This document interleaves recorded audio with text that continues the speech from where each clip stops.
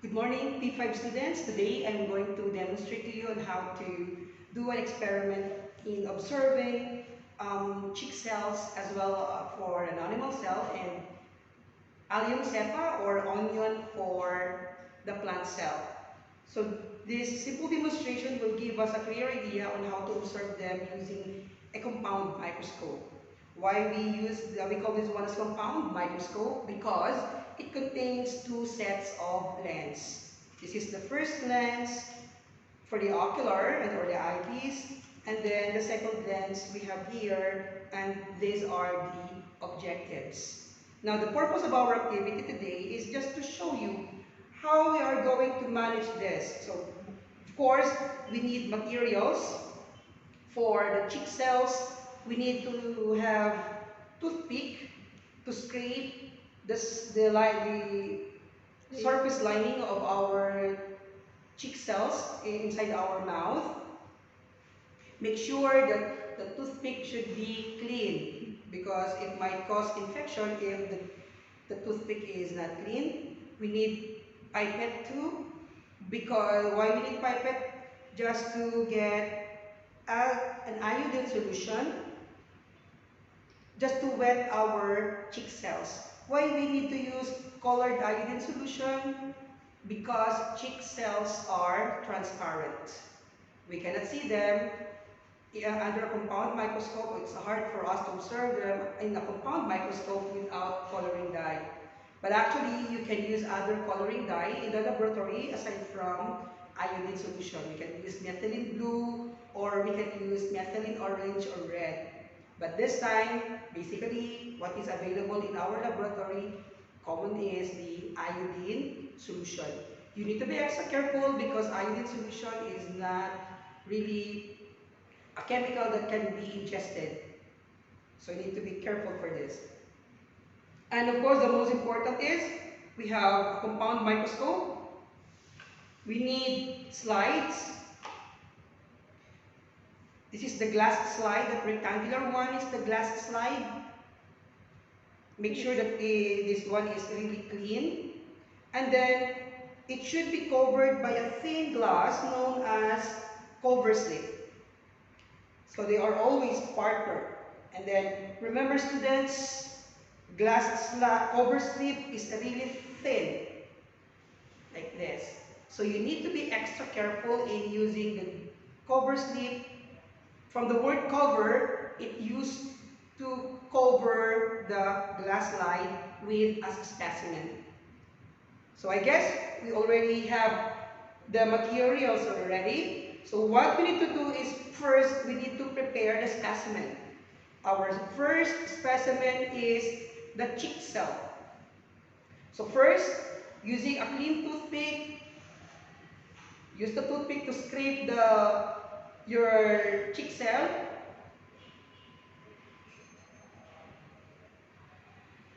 Like what I did. And then after that, using your pipette, get a small amount of iodine solution. Put the iodine solution on the glass slide, not too much because your chick cell or your specimen will be really wet. And then after that, using what you collected in your toothpick, scrape it on the glass slide. And then, after that, using your cover slip, you need to cover your glass slide. Now, using your qualitative observation, you need to make sure that there are no bubbles inside the glass slide. Why? Because bubbles can interrupt your observation once you put the specimen under the compound microscope. Now, since we already have our specimen ready, what we need to do is we need to open this one is operated by artificial light. So we need, using the inclination joint, the coarse adjustment knob, adjust your body tube, and then you need to unclip the clip. This one is the side slide clip. And then put your glass slide and then lock. And then after that, navigate so that the specimen should be at the center. Because in the platform or in the stage, you can see a circular hole in the middle. Now, after you put it, make sure that your objective should be set in the lower power objective. Why? Because it's easy to navigate a certain specimen in a lower power objective. And then after that, adjust, and then using your left eye or your right eye, I'm telling you students, practice using your eye. Both eyes should be opened. Do not do this. It's wrong. Do not do this. It's wrong. Both eyes should be opened. Why? Because once you are observing under a compound microscope, your left eye will be used for observation and then the other eye will be used for sketching. That is the most important thing that you need to learn if you are using a compound microscope. And then after that, once you see the specimen under compound microscope and you want to see the details, that's the time for you to shift from low power objective into a high power objective by just looking at the magnification. And then after that, observe, and then using your worksheets, that's the time for you to sketch what you see in the microscope. Now, basically, there are three important parts of a cell that you can see under a compound microscope, which should be indicated in your sketch. And that will be your task.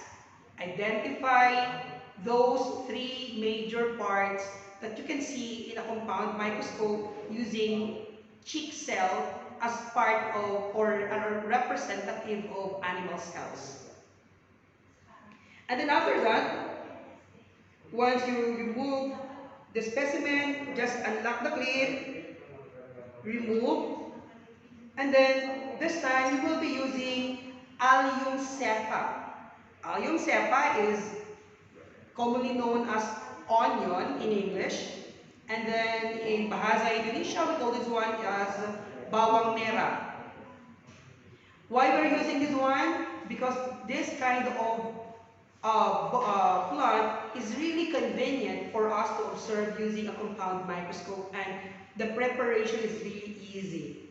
So what you need to do, just get one scale of this. Remember, each scale is actually a modified leaf of the allium cepa. And then after that, using your toe, just get a thin layer, really thin. It's really thin. I will show this in the camera. This one is the thin layer of the cell.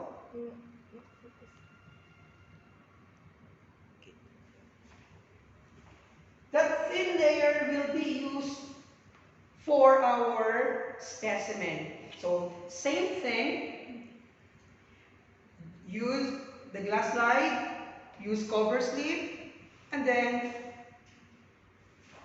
prepare the specimen. Now, unlike animal cell that we used iodine, in an allium cepa, actually it's not necessary for us to use coloring dye. Why? Because allium cepa or the onion has its natural color. The natural color will give us a clear picture of a plant cell. What you can see in the plant, in the allium cepa, I will give you the photomicrograph of this specimen. Now, Basically, class, as what we said, there are three major parts that you should be able to identify in an allium cepa or onion under a compound microscope. That will be your task for you to identify which one or which are the parts or the specific parts that should be able to identify based on what you understand about the concept of different parts of the cells.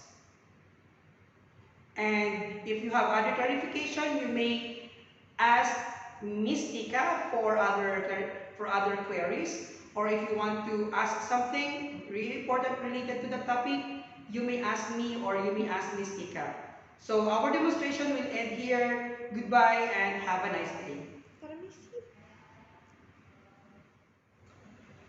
And then the third demonstration is, it's not just for chick cells, it's not just for onion cells, just to observe plant cells, but compound microscope is really practical in observing microorganisms. What do we mean of microorganisms? Microorganisms are actually existing in the environment, but we cannot see them using our naked eye, using our own eye. That's why, with the aid of a compound microscope, we should be able to identify them, we should be able to classify them by observing them in a compound microscope. Now, what are common or microorganisms that we can see in the environment, especially in our drainage? Number one, a slipper-like microorganism. It looks like a slippers. We call that one as paramecium. The other one, it looks like an animal with a long tail or flagellum, but it has a unique characteristic because it has a green pigment, and we call that one as euglena.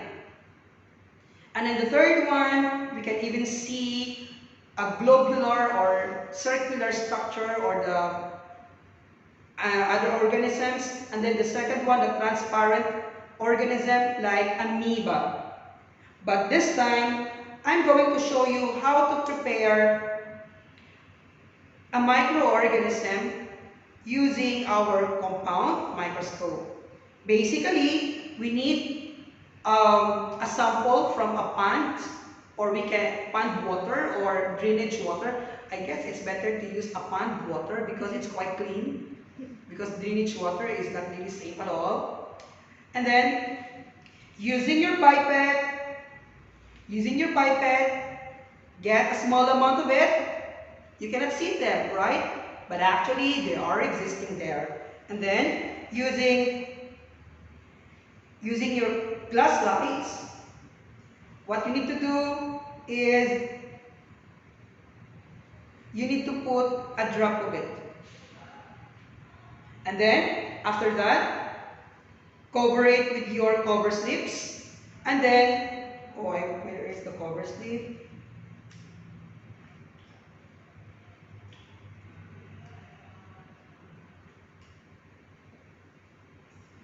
And then cover it. How about, Mr. RB, there are bubbles. What you need to do, using a toothpick or other material, just move it, and then open a little until the bubbles will be gone. Same thing that you need to do if you are just observing a microorganism. You can use dye just to color them. But sometimes the problem is they are really mobile, very movable. They keep on swimming really fast. So in another aspect of experiments, they use cellulose, drop a little cellulose so that the movement of those microorganisms will be controlled. And put that in a compound microscope. Make sure that it should be at the center. And then adjust the coarse adjustment knob while checking using your one eye, and then the other one will be used for sketching. Oh, there is already the paramecia. After that, you can do the sketch. That's why I'm telling you a while ago, I am discouraging you to close your eyes like this. It's a big no. Or like this. It's a big no. Both eyes should be opened. And then after that, basically you need to sketch what you saw under a compound microscope. Mr. Ken, Mr. Arby will give you a photomicrograph for that so that you can identify the parts. And then, if there are other clarification that you want to ask, you can ask us directly. Thank you. So that